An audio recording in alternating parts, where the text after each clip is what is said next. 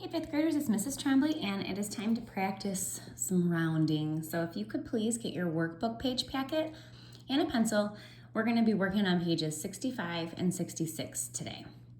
So you can press pause, get those things, and I'll see you in a sec. Welcome back. All right, again, we are on page 65. There's a little bird up in the corner. Round decimal numbers, Unit 2, Lesson 8. Okay, so the first one says, a number changed to 12.6 after it was rounded. To what place was the number rounded?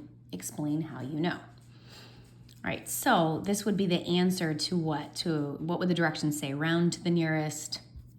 And we see how this is the last digit to the right-hand side here. What place is that? Because that's where we stopped. That is the tenths place. So to what place was this number rounded? To the tenths place. The tenths. That's a 10 with a this. And how do we know? Well, our answer stops at the first place to the right of the decimal point, which is the tenths place. Our answer stops at the first place to the right of the decimal.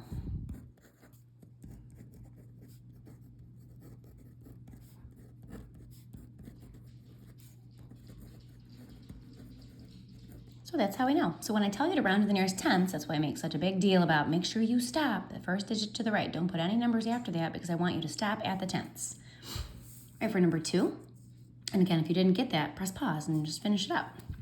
A number changed to 3.25, 3 and 25 hundredths, after it was rounded. To what place was the number rounded? Explain how you know. All right, so with this one, our answer stops 2 digits to the right of the decimal point. What place is that? Well, you probably caught it when I read it. The proper way to read this is 3 and 25 hundredths. This was rounded to the hundredths. That's 100 with a this. How can we tell? Our answer stops at the second place to the right of the decimal point, which is the hundredths place.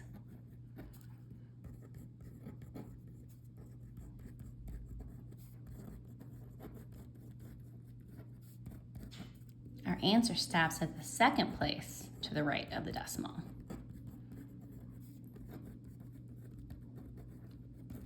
So whenever I tell you to round to the nearest hundredth, your answer should stop 2 places to the right of the decimal point.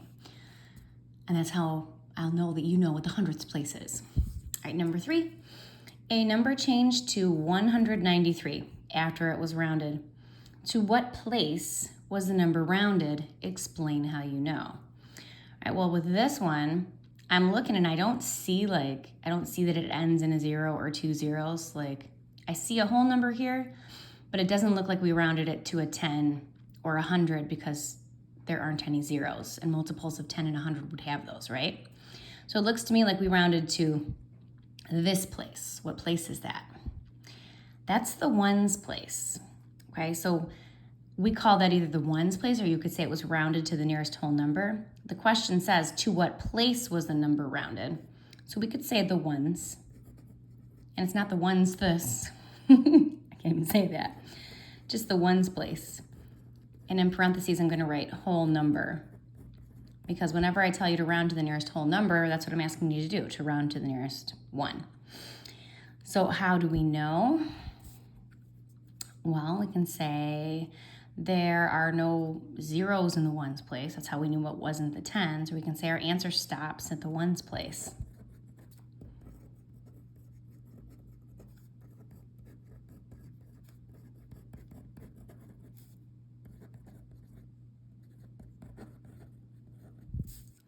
And there are no zeros.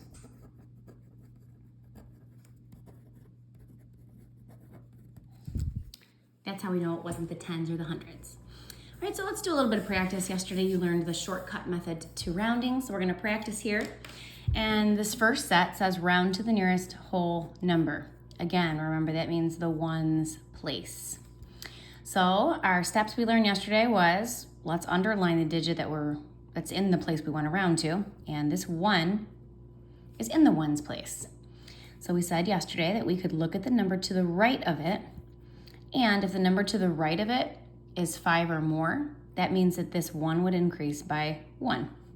So 31 and 75 hundredths, if I'm rounding to the nearest whole number, would be closer to 32 than 31, which makes sense because 75 hundredths is only 25 hundredths away from 32, but it's 75 hundredths away from 31. And notice I didn't write 0.00 because I asked you to round to the nearest whole number. That means you should stop at the ones place. All right, for number 5, this 6 is in the ones place. The number next to the 6 is 4 or less. That means this 6 stays the same. So 6 and 49 hundredths is closer to 6 than 7. For number 6, we have 11.5. This 1 is in the ones place. The number next to the 1 is 5 or more. That means this is going to increase by 1. So 11 increased by 1 is 12. Right, number 7. This 0 is in the ones place. The number next to the 0 is 5 or more. So I'm going to increase the 0 by 1. My answer would be 1. And think about it. 97 hundredths is closer to 1. It's only 3 hundredths away from 1 than it is to 0. It's 97 hundredths away from 0. All right, number 8. This 9 is in the ones place. And the number next to the 9 is a 1. That means 319 is closer to 319 and 1/10 is closer to 319 than 320. And number 9, this 9 is in the ones place. The number next to the 9 is a 0. So that 9 is going to stay exactly the same. All right, in the next set, I ask you to round to the nearest hundredth. Now you have to remember that the hundredths place is 2 places to the right of the decimal. So we're deciding right now for number 10 if this is closer to 4 and 5 hundredths or 4 and 6 hundredths. It either stays the same or it increases by 1. We can tell by looking at the number to the right of it. It's a 1. So if it's 4 or less, it means this stays the same. So I'd write 4.05. 4 and 5 hundredths. Do not put an extra 0 because I want to stop at the hundredths place. Number 11, this 8 is in the hundredths place. So I have to decide, is this going to stay an 8 or increase to 9? Well, the number next to it is a 6. So that means it would increase by 1 to a 9. So I'd have 16 and 69 hundredths. For number 12, this 9 is in the hundredths place. So I have to decide, is this going to stay 99 hundredths or is it going to become, if you add 1 hundredth to 99 hundredths, you now have 1 whole. Oh, it's going to stay the same. So 99 hundredths. For number 13, this 0 is in the hundredths place. So I have to decide, is it going to stay a 0 or increase by 1? It's going to stay the same because the number to the right of it is 4 or less. So I'd write 51.20. Now I know that 0 doesn't change the value. I know that 51.2 is the same as 51.20. All right, 51 and 2/10 is the same value as 51 and 20 hundredths. But I'm going to keep that 0 there because I told you to round to the nearest hundredth. That means I want an answer. I want a digit in your hundredths place. For number 14, this 1 is in the hundredths place. So I'm deciding, does it stay a 1 or increase to 2? Well, the number next to it's a 5. That means it increases by 1. So I'd have 775 and 12 hundredths. It's the only digit that needs to change. All right, for number 15, this is a good one. I have a 9 right here. The number next to it is a 9.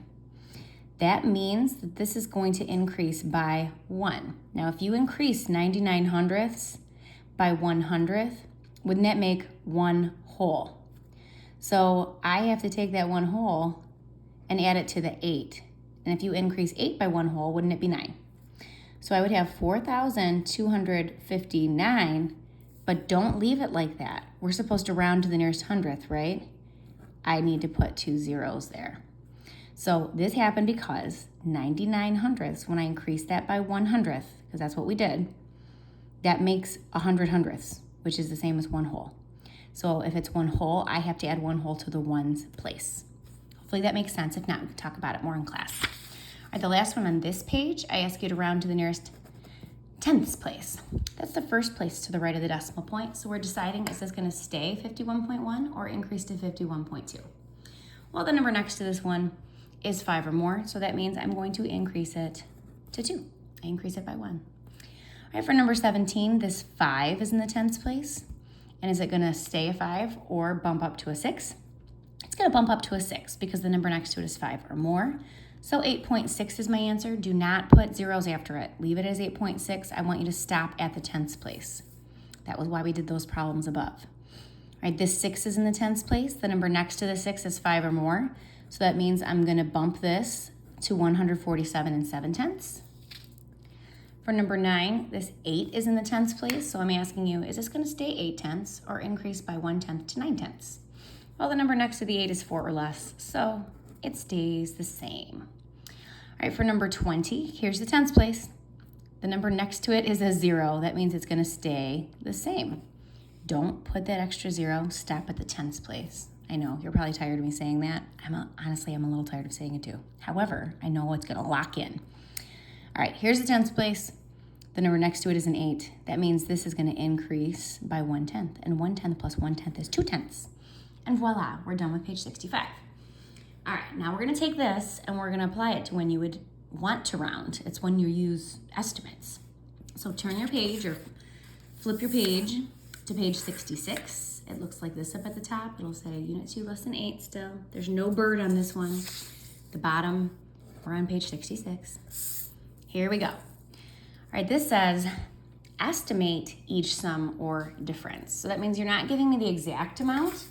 You're going to give me an estimate, which means we get to actually round these values, okay, to see about how much we should get for our answer.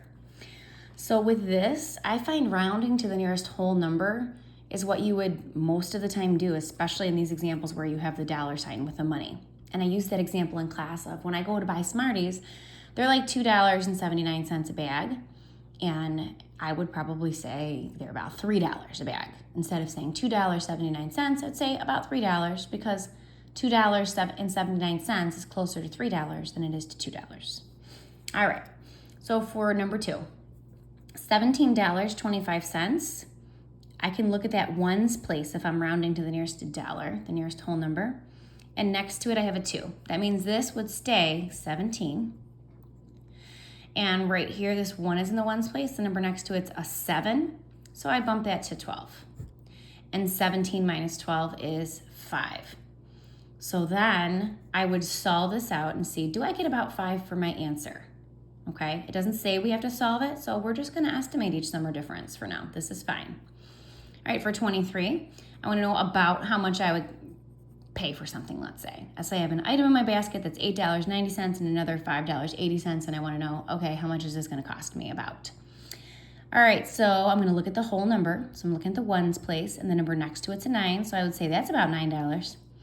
And here, 5 is in the ones place, and next to that I have an 8, so that would be 6.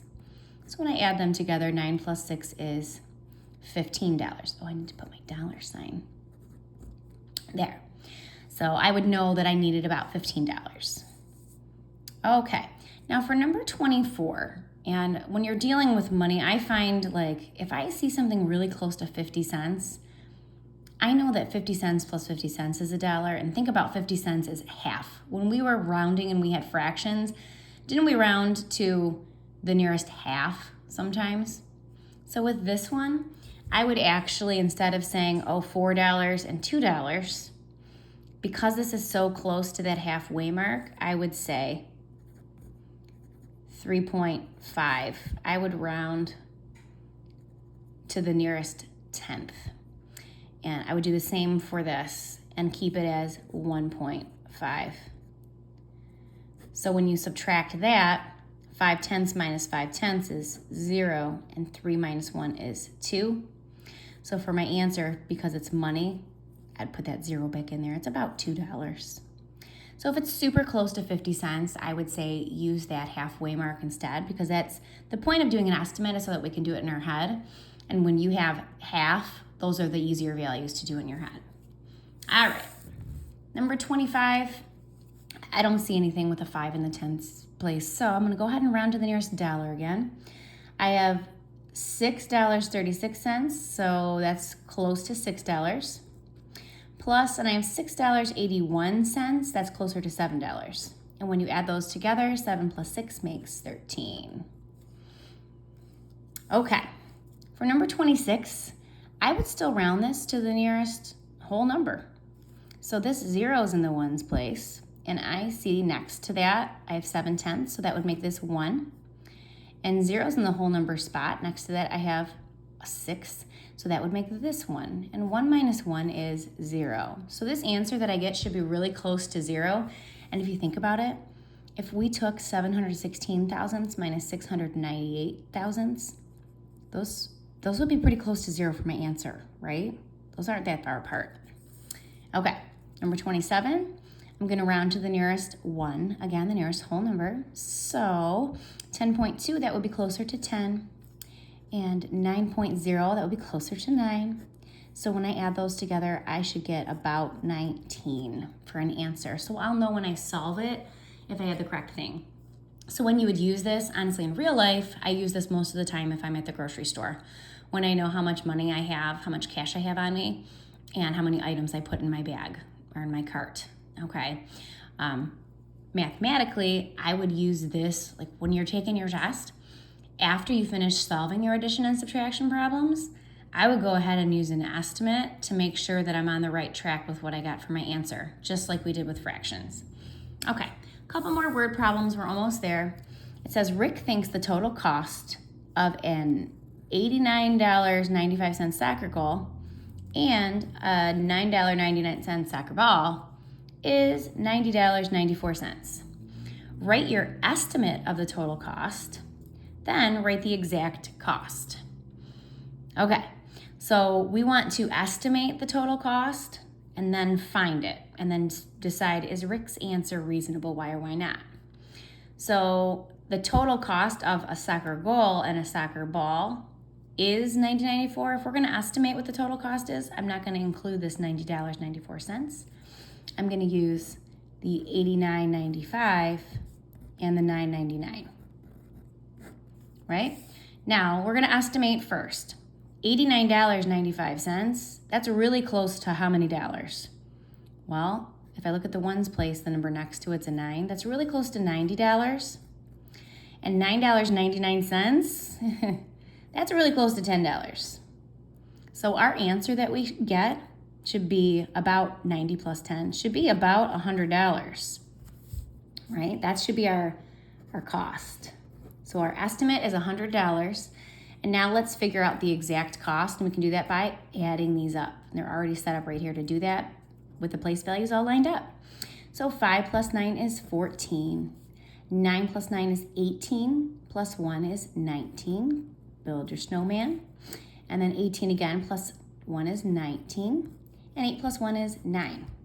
So for our exact cost, we get $99.94. And look at our estimate and our exact cost. I would say we're pretty much spot on, isn't it? That's only 6 cents away from $100. Now it asks, was Rick's answer reasonable? Explain why or why not. Rick gave an answer of $90.94. Would you say that $90.94 was a reasonable estimate if we got $99.94? I would say no. I would say no because his is about $10 different, isn't it? Because this is like actually like $9 difference, because this is close to $91, right? And that's close to 100, and 100 minus 91 is $9. So he is about $9 too low. So I think he did something wrong when he was adding that together. And that's how estimation helps you. All right, when I'm looking at the time, I'm thinking when I do this with my small groups today, we'll probably only get through those. So you're off the hook for 29 and 30 for now. Thank you so much for watching. I'll see you soon.